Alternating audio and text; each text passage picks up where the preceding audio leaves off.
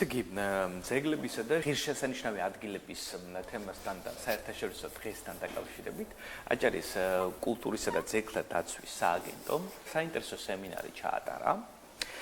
მასში მონაწილეობას ღებულობდნენ როგორც ადგილობრივი, ასევე უცხოელი ექსპერტები. ამ თემაზე ახლა მოდით ვნახოთ ქეთა ჩუდლაშვილის რეპორტაჟი, ხოლო შემდეგ სტუმართან ერთად დაგიბრუნდებით. შავიზღვისპირეთი ისტორიის, ტრადიციისა და მრავალფეროვანი კულტურის კერაა. შუა საუკუნეების ციხესიმაგრეები, უძველესი ეკლესიები, ტრადიციული სოფლების არქიტექტურა, უნიკალური ფოლკლორი და ზღვისპირა ქალაქების განსაკუთრებული ატმოსფერო ეს ის მემკვიდრეობაა, რომელიც საუკუნეების განმავლობაში ყალიბდებოდა. აჭარაში გაიმართა საერთაშორისო სემინარი, ღონისძიებამ ქართველი და უცხოელი სპეციალისტები შეკრიბა, რათა გაეზიარებინათ გამოცდილება, მოეძებნათ ახალი გზები და ერთად ებიქრათ იმაზე, თუ როგორ შევინარჩუნოთ რეგიონის უნიკალური კულტურული სახე. აჭარის კულტურული მემკვიდრეობის სააგენტოს ინიციატივით უკვე გარკვეული წლებია იმართება საერთაშორისო კონფერენციები, რომელიც ხელს უწყობს როგორც გამოცდილებების გაზიარებას, ასევე რაც ყველაზე უფრო მნიშვნელოვანია, ჩვენი უნიკალური კულტურული მემკვიდრეობის პოპულარიზაციას. ჩვენ უკვე რიგით მეხუთე კონფერენცია არის საერთაშორისო, რომელიც ეხება შავიზღვისპირეთის კულტურული მემკვიდრეობის ძეგლებს. საერთაშორისო ურთიერთობები, როგორც მოგახსენეთ, ჩვენ სფეროში მეტად მნიშვნელოვანია, რომელიც ხელს უწყობს სწორედ ამ საერთაშორისო ურთიერთობების გამოცდილებას, გაზიარებას ამ ჩვენი გამოცდილებებისა. და ეს ყოველწლიური კონტაქტები კიდევ უფრო ნაყოფიერი არის ჩვენი უნიკალური მემკვიდრეობისთვის. კონფერენციის მონაწილეები გახლავთ თურქეთის რესპუბლიკიდან, პოლონეთიდან, ჩინეთის სახალხო რესპუბლიკიდან. ჩაის კულტურა საქართველოში ლაო ძინძაოს სახელს უკავშირდება. სწორედ მისი მოტანილი კულტურა გახდა ქართული ჩაიმწარმოებლობის საწყისი. ჩვენი ჯგუფი მის მემკვიდრეობას ციფრულ ფორმატში ინახავს. უკვე დავიწყეთ ისტორიული ნივთების სკანირება, რათა მომავალში მუზეუმში სრულად გაშუქდეს ჩაის კულტურის გზა, რომელიც საქართველოში ლაო ძინძაომ შემოიტანა. საკითხები ზოგადად ეხება ეთნოლოგიას, ურბანისტიკას, არქეოლოგიას, ხელოვნებაცოდნეობას, ფოლკლორს. საკმაოდ მასშტაბური არის, მინდა გითხრათ, შინაარსობრივად ძალიან დატვირთული. პლუს ამას გამოყოფდი ასევე ციფრული ტექნოლოგიების როლს კულტურული მემკვიდრეობის დაცვის საქმეში და ხელოვნური ინტელექტის როლს, რომელიც უშუალოდ დაკავშირებულია წარსულის კვლევასთან, მის აღდგენასთან და რესტავრაციასთან. კულტურული მემკვიდრეობა მხოლოდ წარსულის მოგონება არ არის, ის ჩვენი აწმყო და მომავალია. შავიზღვისპირეთში დაცული ძეგლები გვახსენებს ვინ ვართ და საიდან მოვდივართ და სანამ მისი ამბის მთხრობელები არსებობენ, ეს ისტორია არასდროს დასრულდება. საქართველოს შავიზღვისპირეთი დიდარია კულტურული ძეგლებით, ამიტომაც დღეს ჩვენთან სასაუბროდ მოვიწვიეთ სოფიო სანიკიძე, აჭარის კულტურული მემკვიდრეობის დაცვის სააგენტოს დირექტორის მოადგილე. რეპორტაჟი ვნახეთ, სადაც ვისაუბრეთ ამ დღის მნიშვნელობაზე, ახლა კი ვისაუბროთ კონკრეტულად ამ სემინარზე, რომელშიც არაერთი უცხოელი პროფესორი თუ სპეციალისტი მონაწილეობდა. მოგვიყევით მთლიანად ამ პროექტის შესახებ და მის მნიშვნელობაზე შორეულ პერსპექტივაში. ბატონო, მოგესალმებით, მივესალმებით თქვენს მაყურებელს. პირველში მინდა აღვნიშნო, რომ 18 აპრილი, როგორც იყო სიუჟეტში ნახსენები, არის ძეგლების საერთაშორისო დღე და ეს დღე 1993 წელს დაამტკიცა იუნესკომ. პირველად ჩატარდა უკვე ესეთი საერთაშორისო მნიშვნელობის კონფერენციები და აღინიშნა ეს დღე უკვე 1994 წელს. და მისი მიზანი იყო ძეგლების მრავალფეროვნების და მნიშვნელოვნების პოპულარიზაცია და საზოგადოებაში ცნობიერების ამაღლება. ხოლო ლოზუნგიც ჰქონდა, ლოზუნგი იყო შევინარჩუნოთ ჩვენი ისტორიული სამშობლო. შესაბამისად, ამის შემდეგ უკვე მსოფლიო აღნიშნავს ამ დღეს და ჩვენც არ ვართ გამონაკლისები, ჩვენც საგულდაგულოდ ვემზადებით. ყველა წელს გვაქვს კონფერენციები სხვადასხვა თემატიკაზე, მაგალითად შარშან იყო არქეოლოგია, დღეს უკვე მრავალფეროვანი თემატიკა იყო, იმიტომ რომ აქ შეიკრიბნენ როგორც არქეოლოგები, ურბანისტები, ხელოვნებაცოდნეები და ყავდა სტუმრები არა მარტო ჩვენი რეგიონიდან, თბილისიდან და საინტერესო არის ის, რომ ურბანისტებზე როცა ვსაუბრობთ, აი თანამედროვეობა ვითარდება, ეს რაღაცა უშველებელი შენობები, ცათაბჯენები და ამასთან კულტურული მემკვიდრეობა, ხო, ძეგლები, რომლებიც დაატარებს ძალიან დიდ ისტორიულ მნიშვნელობას. ამ ორი სინთეზი ძალიან ნიშანდობლივია, ხო? ისიც მნიშვნელოვანია, რომ განვითარდეთ, ესეც უნდა შევინარჩუნოთ. რა მოითათბირეს, რა იყო მათი მთავარი საუბრის ნარატივი და რა არის პრიორიტეტი ზოგადად თქვენი ორგანიზაციისთვის? კონფერენციის სახელწოდება იყო შავი ზღვისპირეთის კულტურული მემკვიდრეობის ძეგლების მნიშვნელობა, რეალობა და პერსპექტივები. შესაბამისად, ეს სპეციალისტები არიან მკვლევარები, ზოგადად რა არის საკონფერენციო თემა? საკონფერენციო თემა ეს არის კვლევა. ხშირად რო ვესწრები, აი უფრო პრეზენტაციებია, მაგრამ ეს არის კვლევა და რა არის ეს კვლევა? ეს არის სიღრმისეული თემის შესწავლა, ამ თემის ირგვლივ ლიტერატურის მიმოხილვა, შემდეგ შეჯამება და ბოლოს დასკვნა.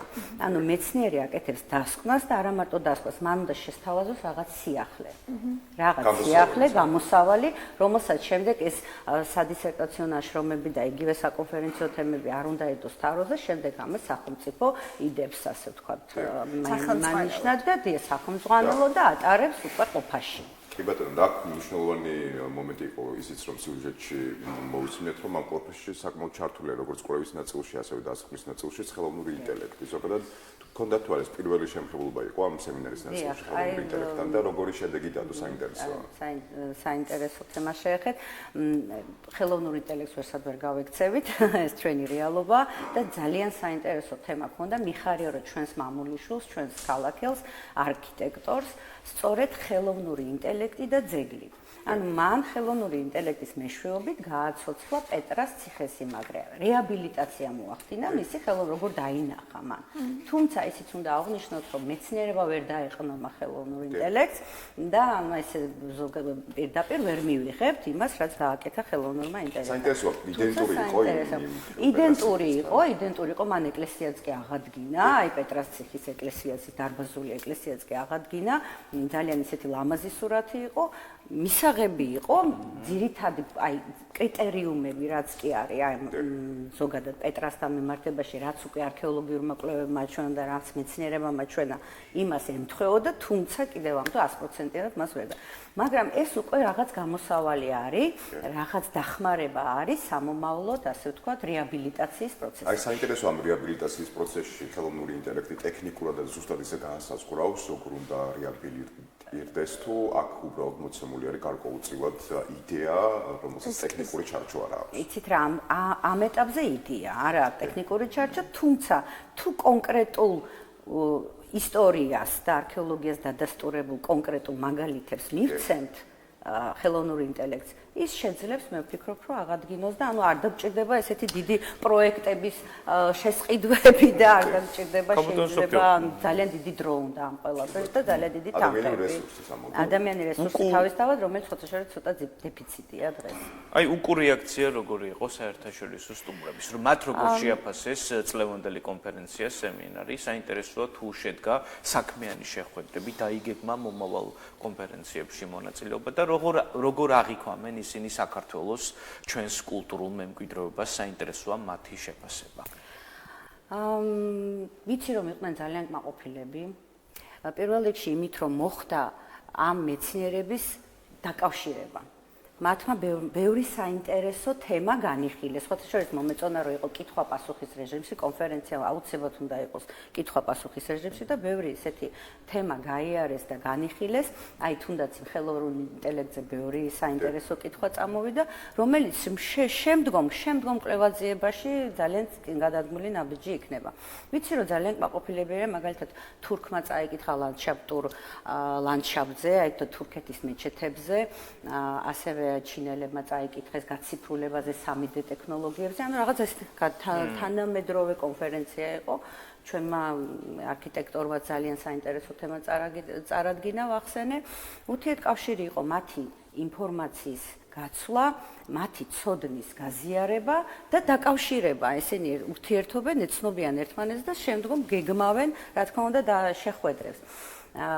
ზოგადად აი კიდევ ერთხელ ვახსენებ, რომ ეს კვლევები რაც არის, მათი კვლევები ჩვენ უნდა დავიდოთ წინ, გადავხედოთ და რაღაც მათი იდეები უკვე ჩვენ ყოველთვის სახელმწიფო შეიძლება იყოს, ხო? რა თქმა უნდა, იმიტომ რომ მეცნიერული ნაშრომი ხალხისთვის წერება, წინსვლისთვის არის, ქვეყნის წინსვლისთვის და შესაბამისად დიდი მნიშვნელობა აქვს ამ ნაშრომებს. მეცნიერები არ არიან ბევრი. კი ბატონო, აი ხელოვნებად მცოდნეობას რაც შეეხება, თქვენ აღნიშნეთ ასე ფოლკლორის მიმართულება, საინტერესოა მიმართულებით და იდეები გაჩნდა, მით უმეტეს ჩვენ ვიცით, რომ ძალიან ძველი, ასე ვთქვათ, ფოლკლორის შეიძლება ეს იყოს სიმღერა თუ ასე ვთქვათ, რაღაც კონკრეტული ნაწილი, გარკვეულწილად შეიძლება დაიკარგოს დროთა განმავლობაში. ამ ყველაფერს მე მახსოვს ერთ-ერთი პროექტი, რომელსაც ჩანაწერები კეთდებოდა იმისთვის, რომ შთამომავლობას ეს დარჩენოდა გარკვეულწილად კუთხური ფოლკლორი მაგალითად და ასე შემდეგ.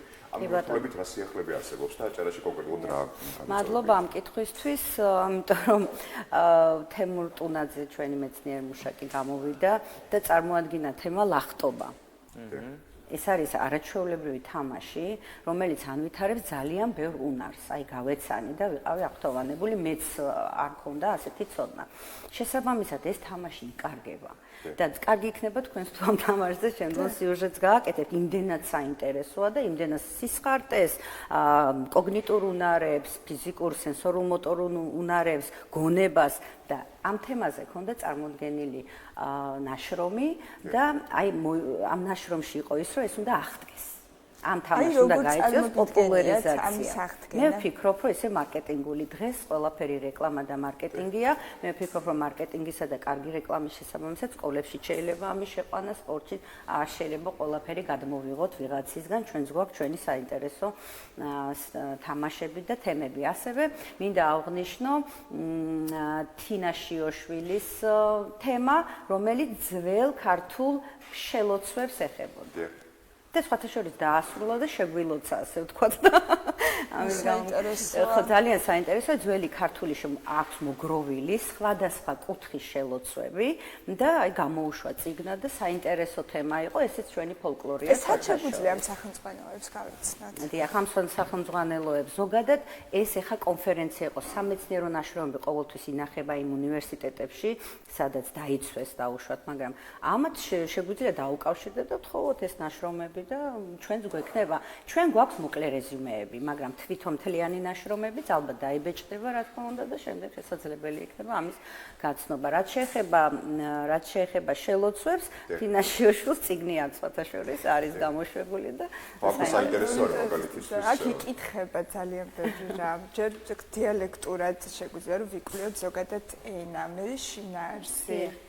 აი დიალექტური ნაწილში დატირება არის კიდევ ერთ-ერთი მნიშვნელოვანი ეს კულტურული მემკვიდრეობა, რომელიც თანდათან დროთა განმავლობაში თითქოს იკარგება და ამ მიმართულებით არსებობს რაღაც სიახლეები, მთელი თავისი ეს თქო პროცესი არის, რომელიც საკმაოდ საინტერესოდ გამოდის. რომელ კუთხეში? დატირება როგორც სვანეთში, ასევე სამეგრელოშიც და პრინციპში ყველა რეგიონს თავისი მახასიათებელი დატირება აქვს. ხო, თანამედროვეობაში სხვაგვარად უკვე მოდიფიკაციას გადის ეს თითეული ტრადიცია.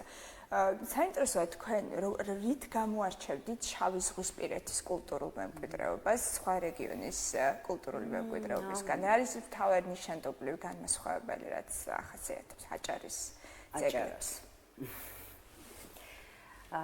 პირველ რიგში მე ვიტყოდი, რომ ეს ევროპის კვალი არის. თუ ჩვენ ვაპარაკობთ ანუ ისტორიულ ბათუმზე, ევროპის კვალი არის, რომელიც თქვენ იცით, რომ 19 საუკუნის ბოლოს ესე ვთქვათ, კორიდორი იყო ევროპასა და საქართველოს შორის, შესაბამისად იმათგან გადმოღებული ის სტილი, რომელიც არის კლასიციზმი, როკოკო, ბაროკო, კლასიციზმი, მოდერნიზმი, ეს ყველაფერი ხო. შემდეგ გამოვარჩევდი იმით, რომ ძალიან აი თავისი სიმყუდროვით, პატარა ესეთი კამერული შენობებით, შიდა ეზოებით, აი სხვათა შორის შიდა ეზოები გამოარჩევს, სწორედ ხო, აი ეზოების ცხოვრებით, ხო? რომელიც დღეს ახალ შენობებს თუ ავიღებთ, ალბათ ეს ეზოსისტემები დააკარგულია და იმ ურთიერთობით აუცილებლად რა თქმა უნდა არამატერიალური ძეგლებითაც, უკაცრავად არ შემუნდა ვახსენო ბორანო, უნდა ვახსენო ჩვენი აჭარული ნაქარგობები და განდაგანა, ესეც უკვე ჩვენი კულტურული მემკვიდრეობა, მატერიალური და არამატერიალური. სხვასთან სიახლოვით, რაც ასე სხვასთან სიახლოვე, რა თქმა და უნდა. მრავალკონფესიური რობა არის ესეც დიახ, მრავალკონფესიური, აი მეზოებზე უნდა მეთქვა, რომ იქ კიდე სხვადასხვა ეროვნებები ცხოვრობდნენ და მათი კვალიც, რა თქმა უნდა, ყველა შენობას ეტყობა და ყველა ეზოს. დიდი მადლობა.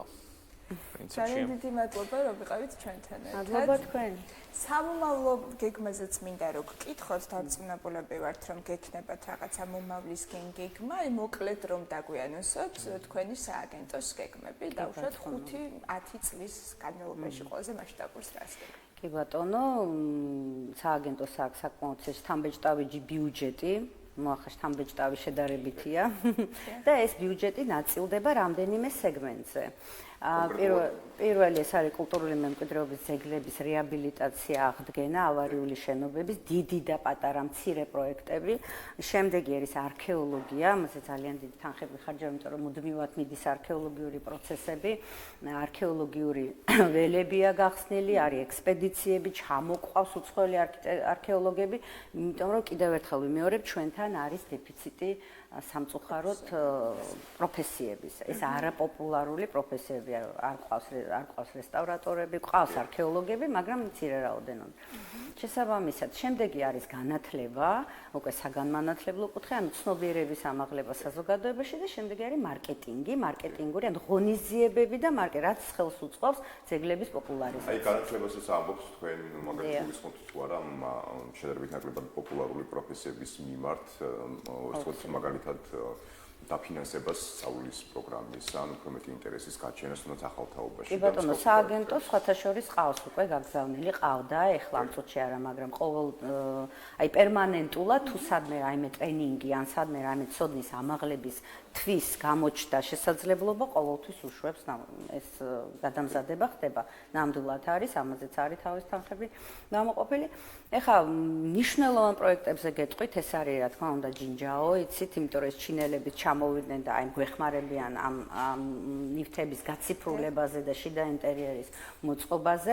ეს არის 2 მეჩეთი, ეს არის ჩვენი ეკლესია, საკათედრო ეკლესიის რეაბილიტაცია, ეს არის მუზეუმები უკვე გაიხსნა, მაგრამ პეტრასა და გონიოზე მუდმივი არქეოლოგიური კვლევებია და შესაბამისად ემატება მასალა და ხდება დამატებით ინფრასტრუქტურის მოწყობა და ასევე დაგეგმილი არის 7 ავარიული შენობის რეაბილიტაცია, ამაზე უკვე გამოყოფილია თანხები და კიდევ არის მცირე პროექტები, ეს არის გადახურვები დაზიანებული შენობების აღდგენა, ძველბათუმზე და მაგაზე შესყიდულია პროექტები, რომელსაც უნდა ცოტა დრო, პროექტის შესყიდვას ჭირდება დრო და ამის შემდეგ მოხდება მათი რეაბილიტაცია, აღდგენა.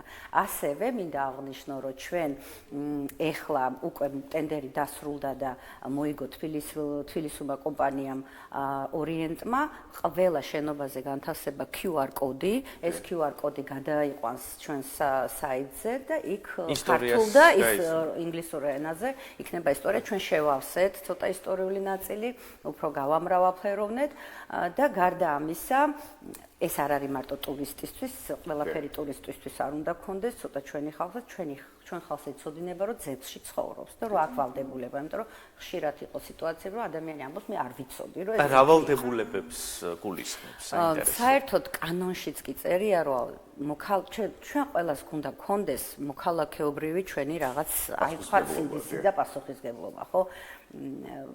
შენც უნდა მოუარო, ანუ ყველაფერი ახლა მოდით ველოდოთ, რომ ვიღაცა გაგვიკეთებს, არა. იქ კანონშიც კი წერია, რომ მე პატრონეს ევალება ძეგლის მოვლა პატრონობა. თუმცა ეს არ ნიშნავს თვითნებურად მაგალითად ის შეიცვალოს. რა თქმა უნდა, არ ნიშნავს ძეგლის შეცვლას, ხო, ჩვენ კი ვიცით, როგორი მინაშენებიც არის 90-იან წლებში დამახინჯებული არის ეზოები. ეხლა მოვლა პატრონობა იმას ნიშნავს, რომ შენ უნდა მოუარო ძეგლს, მაგრამ ნახეთ როგორი სიტუაცია, ინვესტორები ძალიან ახალისებენ ამ მეპატრონეებს. ერთ ოთახში 5 ოთახს პირდებიან, ანუ შედიან ძეგლში და ახალისებენ და გამოდის რომ ეს ორი სოციალური ზვიგენი, ესე იგი ერთი მხრივ ინვესტორი და მეორე მხრივ მეპატრონე იბრძვის, რომ დაინგრას. თუმცა მე ესეთი შემთხვევაც მქონია, რომ არ დავასახელებ ხა ერთი ცნობილი პიროვნება, ის ძალიან გამოდიოდა ძეგლის დამცველად, თუმცა მას რო შესთავაზეთ ერთ ოთახში 4 ოთახი, კი დარბოდა მე იმისთვის რომ დაანგრეულიყო. ამიტომ ამბობ, რომ რაღაცა ეს პასუხისგებლობა თუ შენ გიყვარს შენი ქალაქი, პირველ რიგში შენ უნდა კონდეს. შენი სადარბაზოდან იწყება ყველაფერი, შენი ქუჩიდან იწყება. შენ თუ იქ დაყრი, იმას თუ გააფუჭებ, იმას ეხა დაჯდე და იცი რა ვინ დაგაყრის ღერს, ასეც არ არის, ხო? აი ბათუმში შევხედავთ ზოგადად ბათუმში უამრავი ესეთი ისტორიული შენობა დგას, თუმცა დღეს ვხედავთ რაღაცნაირად ტენდენციას თითქოს აი ამ ახალი შენობებისა.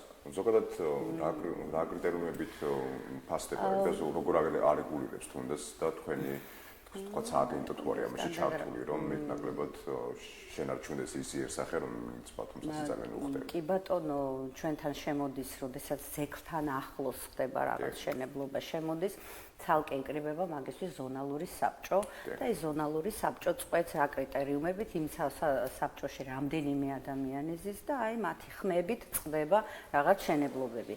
დიახ, არის კონტრასტი, რა თქმა უნდა, წარმოქმნილი, ეხა ეს არ უნდა უარყოთ. ამიტომ ყოველთვის მეც ვისურვებდი და ჩვენი სააგენტოც ვიზულობს, რაც შეიძლება მეტი სპეციალისტი ჩაერთოს. როცა სპეციალისტი, მართლა სპეციალისტი ერთვება, იმ სპეციალისტს თავისი უნარები აქვს. იმან ყველა კი არის სწავლა. აი ეს ხელოვანი, ხო, ეს ხელოვანი სხვა რაღაცას ხედავს, ხო, არქიტექტორი სხვა რაღაცას და აი რომ მოდის ეს უნარები ეხმარება, ეს გემოვნებაც, ეს უნარებიც ეხმარება, რომ სწორად განსაზღვროს კრიტერიუმები და სწორად დაგეგმოს შენობები. თუმცა ქალაქი ცოცხალი ორგანიზმია და ანუ ვერ შევაჩერებთ მის განვითარებას. აი მაგალითად 10 მოსახლე და 10 კომლი და თუნდაც ინვესტორის ეს თქო იდეა და საკმარისია იმისთვის რომ თქო ისტორიული შენობა დაინგრეს. არა, ისტორიული შენობის დანგრევა გამორიცხულია. ისტორიული კანონია. ამას როდესაც ამას მრავალწლიანი ისტორია აქვს და შეიძლება კულტურული მემკვიდრეობის სტატუსი არ ჰქონდეს, თუმცა არის ნახეთ როგორც ეხლა ისევე მაშინ, ხო, უწინ შენდებოდა ხარისხიანი შენობები და უხარისხო. უხარისხო მასალით. ყველას აქვს ვადა, ჩვენს გვაქვს ვადა, შენობასაც აქვს ვადა. აი, ბევრმა არის ის, რომ ბეტონის სილად იქცევა შემდეგ და იფშნება, ანუ ვადა აქვს. შესაბამისად, აი ესეთ ძეგლებს, რომელსაც დიდი ალბათობით ელოდება დანგრევა, კულტურული მემკვიდრეობა ამაგრებს და არესტავრირებს. არის შენობები, რომლებიც ჩვენივრად გას და იმ ახალ შენობებს შეიძლება ყოველ შემთხვევაში ძეგლის დანგრევა, რა თქმა უნდა, მიუღებელია, ყველა კანონით და ადამიანური თვალსაზრისითაც. შეუსაბამოა, რა თქმა უნდა, რომ ეს არის ჩვენი მემკვიდრეობა და ჩვენ თუ ისტორიას არ გაუფრთხილდით, მომავალიც არ გვექნება. ანუ ისტორია, ჩვენი ისტორია განსაზღვრავს ჩვენს მომავალს. მადლობა უყურეს. ძალიან დიდი მადლობა. მადლობა. რომ ეკავით ჩვენთან ერთად. გამშვიდობებით.